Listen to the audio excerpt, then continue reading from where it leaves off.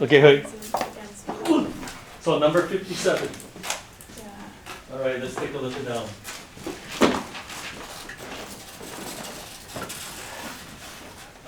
Oh, that tasted so good, man. I want to eat some more. Oh, started to eat my lunch. Costco chicken with stuffing and gravy. Oh, that was so good. Okay, 57. Wait, what number are we doing? Is it? Okay, so here's 57.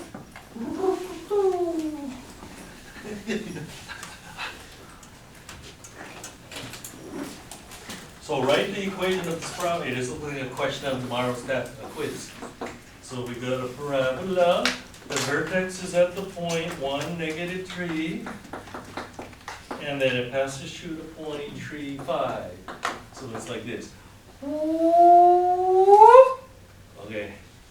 So what was the question?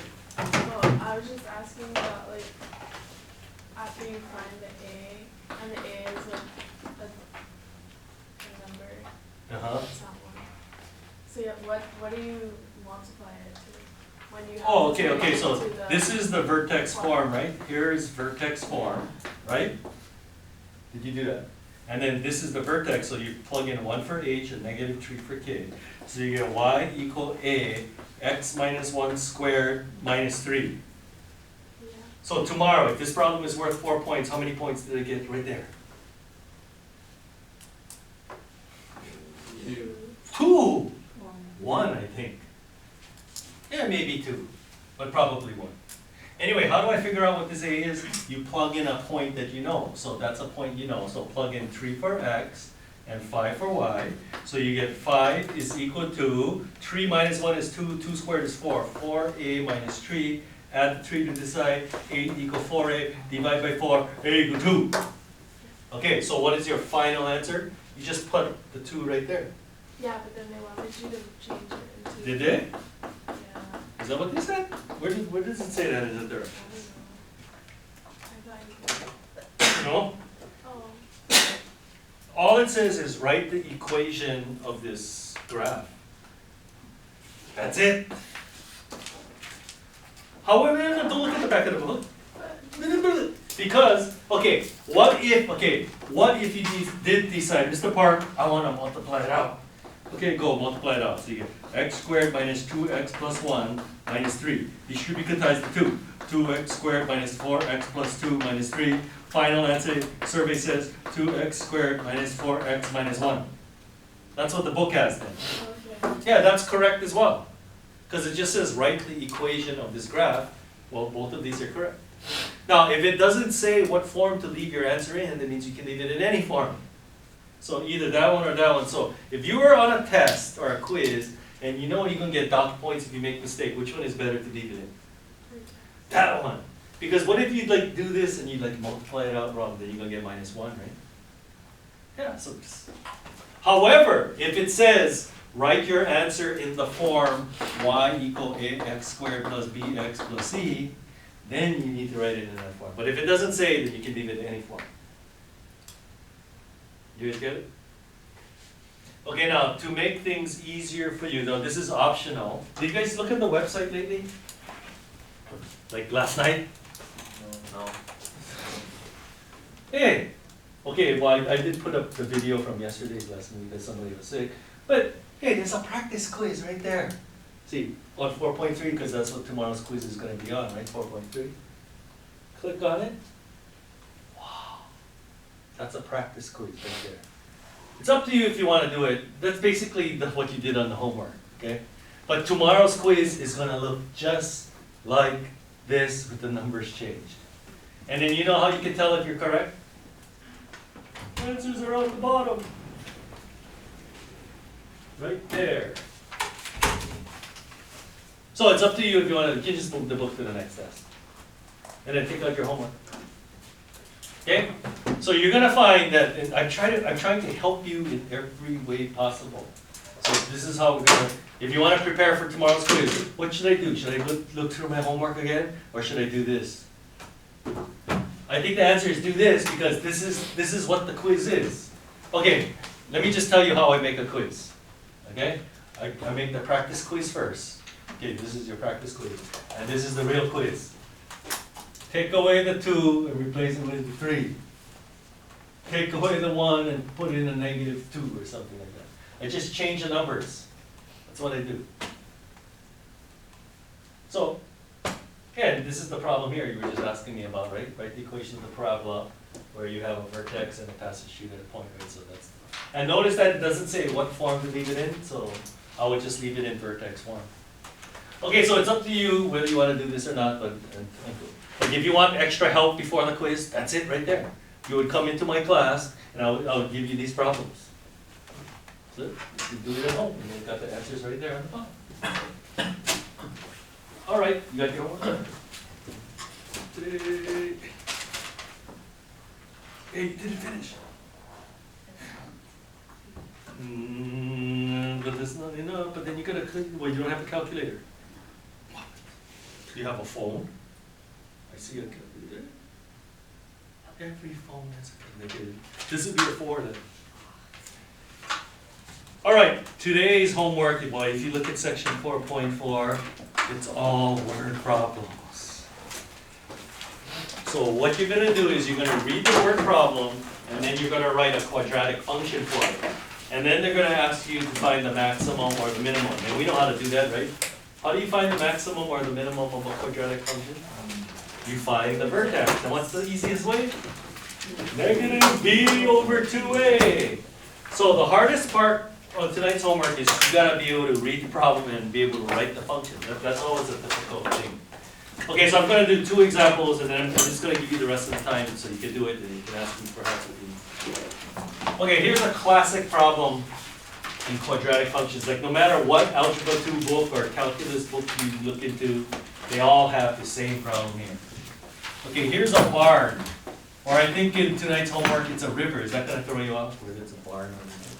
And then what you wanna do is you wanna build a rectangular enclosure. Because let's say you have some livestock, like pigs. You have some pigs. And you want to enclose them, but you have a barn here, so you don't need to use fence for that. Okay? Let's say we have 120 feet of fencing available. Okay? So you have 120 feet of fencing available, and you want to make a rectangular enclosure. How do you build it so that the area of this region will be as large as possible? Because if you have livestock, don't you want to have as big as area as possible so they can run around and be healthy? Because one way to build it would be like this. What if you made this 1 foot, 1 foot, and then you got 118 feet there? Yeah? But then the thing is, look, the pigs only can go like this, they kind of need to turn around just a little bit room, right? Or what if you built it like this? The area is not that much, so there must be a way that you can build this so that the area is as large as possible. So that's what we got to figure out. Okay, so before we start the problem, now in your book, they tell you what you should label X, okay? So like if I were giving you a quiz, I would tell you, okay, label that X. But it doesn't matter, if you wanted to, you could label this one X. It doesn't matter. Now remember what we're trying to do. We're trying to find the largest area possible. We want to maximize area. So what we need to do is we need to write the area of this rectangular enclosure as a function of X. We need to write a function. Now, before we can even start, do we know what the area of a rectangle is? Yeah, it's length times width. That's an easy one, right? So this is the width. We got the width, but we just don't know what the length is. So this is the hardest part of the problem right here. How do you figure out the length right there? Well, all you know is you have 120 feet of fencing.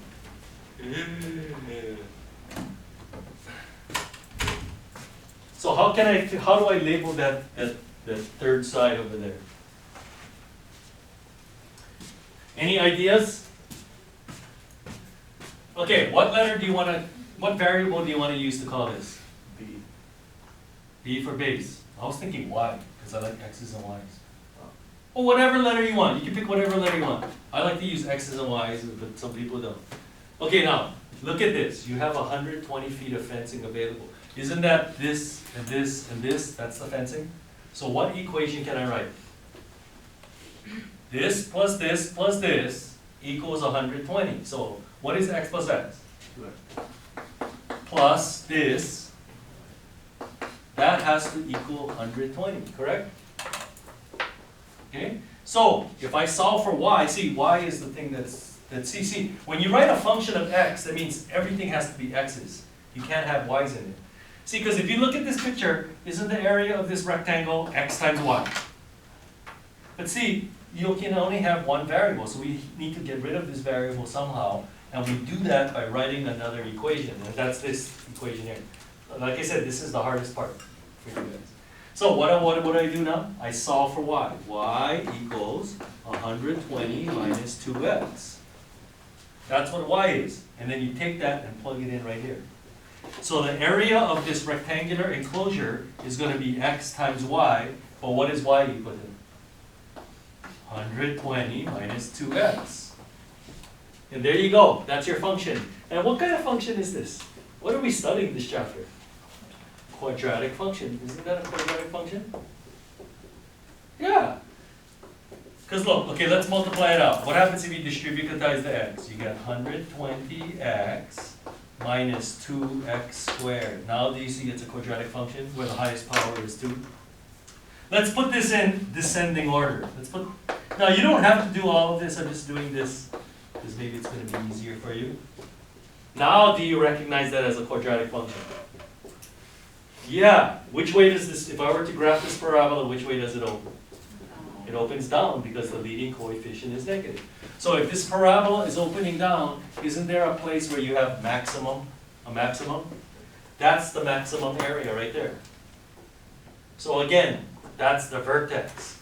What's the fastest way to find the vertex of a parabola? Negative b over 2a. So this is a, this is b, and then c is 0. Yeah? So negative b over 2a is negative 120 all over 2 times that. What is 2 times negative 2? Negative 4. That comes out to 30. So that will be the x-coordinate of the vertex. And how do I figure out the y-coordinate? You plug it back in. Now, a lot of people, they like to plug it back into this one. But you know what I do? I'd rather plug it into this one because I think it's easier to... All of these are the same, that's why, right? I'd rather plug it into this one because look how easy it is. 30 times, what's 2 times 30? 60. What's 120 minus 60? 60. And so you just get 1800. Whereas if you, you're going to get the same answer anyway, but then if you plug it in here, you got to go 30 squared is 900 times negative 2, that's negative 1800. And then if I plug in 30 there, you're going to get what? Exactly, 3600. And then when you add that up, you get, see, you get the same answer anyway. I just thought it was easy, but it doesn't matter because they're all the same. Okay, so this is just like last night's homework. You find the vertex. Now you got to answer the question. What is the question? This is not even a problem. The problem is how should you construct this so that you enclose the most amount of area? Well, if x is 30, then this would be 30 and 30. And then what is that going to be? Go back to here. If x is 30, 2 times 30 is 60. Subtract it from 120, that's 60. So this is how you would build it to enclose the biggest possible area. And what is that biggest possible area? 1,800 square feet. So do you see how this works? So you're going to have a word problem, you're going to write a function, and all the functions are going to come out to be quadratic. So if you want to find either the maximum or the minimum point, you compute the vertex, which is negative b over 2a, and then you answer the question. Every single problem is going to be like that. The hardest part is writing this function right there. So this problem that I showed you right here, this would be like an easy to medium problem. Now are we ready for a difficult one? Okay, I'll do one that's kind of out of the book. In fact, if you have your book, I hope everybody has a book. Look at number 16. I'm going to do number 16 for you. You guys know what a Norman window is? A Norman window is where you have like a rectangle, and then you have a semicircle like that. You ever seen windows that look like this? Yeah, this is called a Norman window. Anyway, let's read this problem. A Norman window has the shape of a rectangle surmounted by a semicircle of diameter equal to the width of the rectangle. If the perimeter of this window is 20 feet, what dimensions will admit the most light? And in other words, you want to maximize this area. Because there's lots of ways, like if you had 20 feet of, what does it say? 20, the perimeter of the window is 20, you could build it like that, or you could build it like this, right?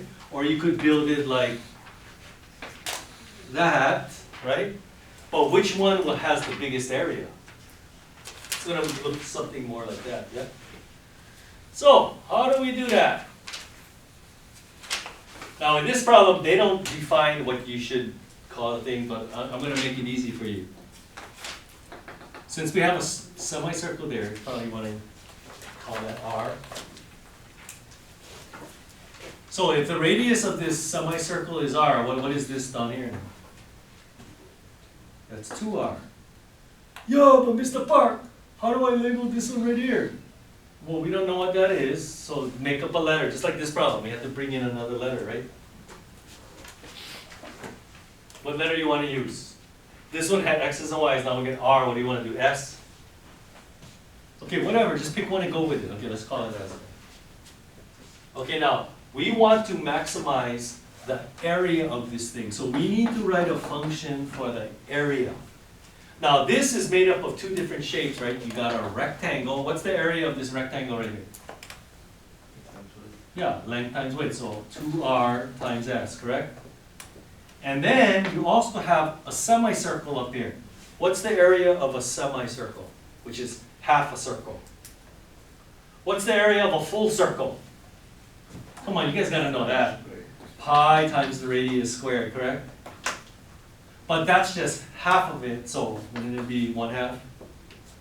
Everybody agree? So you got the rectangle plus the semicircle. But we have the same problem we had back here. There's two variables. You can't do the problem with two variables. So you have to get rid of one of these variables. So to get rid of it, you have to write another equation, just like we did over here, see? So, what's the other equation that I need to write? Well, it says the perimeter of this window is 20. Well, how do you find the perimeter of this window? What is this? 2R. What is this and that? 2S. And then, what is this? That's half a circle. Now, what is the circumference of a full circle? 2 pi r, correct? 2 pi r. Everybody knows these formulas? Okay, so what would be the circumference of half of that? Yeah, half of that. So what's half of 2 pi r? Yeah, pi r. Yeah, I'll just write it out for you. Half of 2 pi r. And that has to equal, what did it say? What was the perimeter of the window? 20. That's your other equation. And lots of times that's not that easy to write. Okay, so what did we do in this problem? We solve for the variable that we want to get rid of, and so we can plug it in. So in this equation, we want to solve for S, so I can plug it in right here. So you have to take this thing and solve for S. So let's do some simplifying first. This 1/2 cancels the 2. Now if I want to solve for S, how do I do that? Isolate the S, and then put everything on the other side. So 20, subtract the 2R, subtract the pi r. Like that. Now the only reason why this problem is more difficult is because it just looks ugly. That's all it is. Okay, now I have to solve for S. How do I solve for S here? Divide both sides by 2. So S is equal to this ugly thing divided by 2. Now what am I going to do with that now? You take that and plug it in over here so that you only have one variable. So the area of this window is going to be 2 times R times S, but S is this ugly critter right here. So you plug it in. Plus 1/2 pi r squared. See, it just looks way uglier than the problem we did before, but it's the same thing. See, but now you only have one variable, which is r, right? Just like over here, we only had one variable, which is x. Now, what kind of function is this? What are we studying this chapter? It's a quadratic function, okay? But see, the thing is ugly. It's not written in a nice form, yeah? So what do? Like over here, see what I did? I multiplied it all out so that you have it in the form ax squared plus bx plus c, right? And then you can do the negative b over 2a thing. So that's what you have to do in this problem. You have to multiply it all out and then put it in the form ax squared plus bx plus c. So let's see if we can do that. This is the hard algebra part. Now, can I do this? Can I cancel this 2 with that 2? Yeah, I just did, right? You can always cancel factors. And then what do I do with this r over here?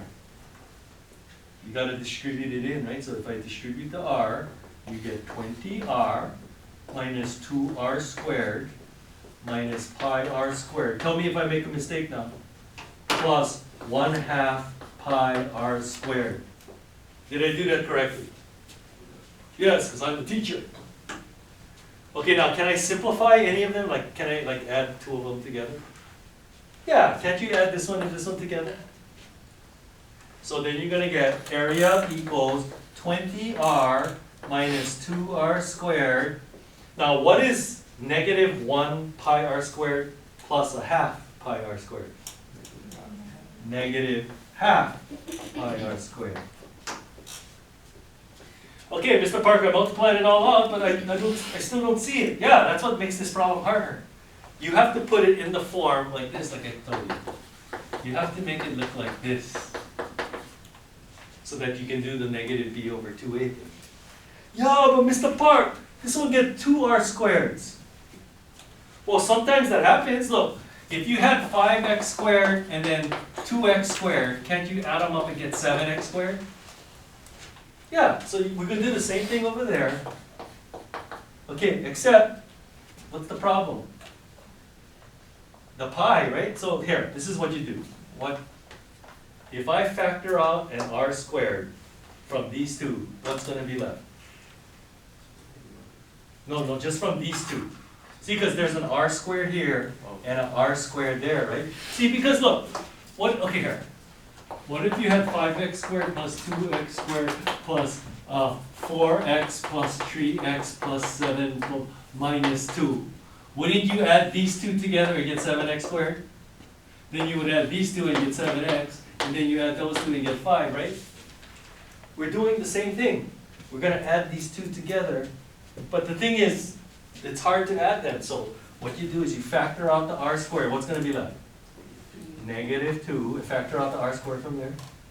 Negative pi over 2, or you can put 1/2 pi, it's the same thing. So that's the coefficient of the r squared. See, it's not going to come out nice like this. It comes out ugly. But that's still a number, right? You could punch this number in on your calculator and you'll get something. In fact, here, let's see if I can do it in my head. Negative 3.57. Okay, nobody's going to check me. And then, here's your r term, 20r, and then there's no plus c, right? There you go. This is the hardest part of the problem, is putting it into that form. So, see, if you just think of that, that's just a number, negative 3.57. So if this is negative, which way does the parabola open? Down. Oh, so there's a place where you have maximum area. Yeah, it's right at the vertex. So we need to find the vertex. So how do I find this vertex again? Negative b over 2a. The only reason why it's ugly is because, look, this is b, but then that thing is a. It's ugly. Okay, so here we go. Negative b over 2a. So negative b over 2 times this. 2 times negative 2 minus pi over 2. There you go. Everybody can do that? It's the exact same thing we did here, except you just got ugly numbers. That's the only thing. Okay, how do I simplify this thing? How do I simplify this? Negative 20 over, now what happens if I distribute this 2? You get negative 4 minus pi. Can I simplify that even further? Yeah, watch. 20 over 4 plus pi. What did I do? What did I do to simplify it from here to here? Multiply top and bottom by -1. Yeah, so all I did is multiply top and bottom by -1 to make it look pretty like that. Mr. Park, that's an ugly number. Yeah, but that's just a number that can be punched in on your calculator, right? 20 divided by 4 plus 3.14, right? Pi is like 3.14, right? So it's a number. It's just a number. Okay, so that's the x-coordinate of the vertex. 20 over 4 plus pi. That's ugly, Mr. Park. And then how do I figure out what the area is? What do I do? You have to take this and you gotta plug it into either this one, that one, or that one. That's what you gotta do. Okay, so let's answer the question. Okay, the question says, what dimensions will admit the most light? In other words, how would you build this so that the area is as big as possible? Well, we need the radius to be this then, right? This is R. So if this is R, what is this right here then? 2R. So what's 2 times this? How do you multiply that by 2? 2 over 1, right? So this is going to be 40 over 4 plus pi. And then how do I figure out what this is right here? Right here. So you have to take this ugly number and plug it into this thing right here. There and there. Mr. Park, this is ugly. Can we just use a calculator? Okay, you know what? When you see this problem on tonight's homework, maybe it's easier just to use a calculator, yeah? Like right here. Instead of working with this ugly thing, you punch it in on your calculator, you're going to get -3.57. And then just work with it like that. Okay? So, tonight's problem, I believe it's number 17. I don't know, who knows? That one might come out really nice. I'm not sure. I know this one doesn't. But see, every single problem on tonight's homework is the same thing. You give it a word problem, you write a function, most of the problems it's an area, and then you have to write another equation to get rid of the other variable, and then, ooh, it's a quadratic equation. And then how do you find the vertex of it? -b over 2a, so some of them will come out nice like this, and some will not be nice. So you can use the calculator on those if you want. Okay, any questions? Okay, and I think tonight there's only like 7 or 6 problems, so it's not that bad. Okay, I'm going to give you the rest of the time to work on it. If you get stuck, then come ask me for help, yeah? See, if you finish it during class, then you don't have homework. Okay, this class ends at 11:15, which means you have 25 minutes. Or, here's another thing if you want to use your time wisely, a practice quiz. Remember, tomorrow's quiz will look just like this. It's on the website. All right. Use the bathroom. Yep.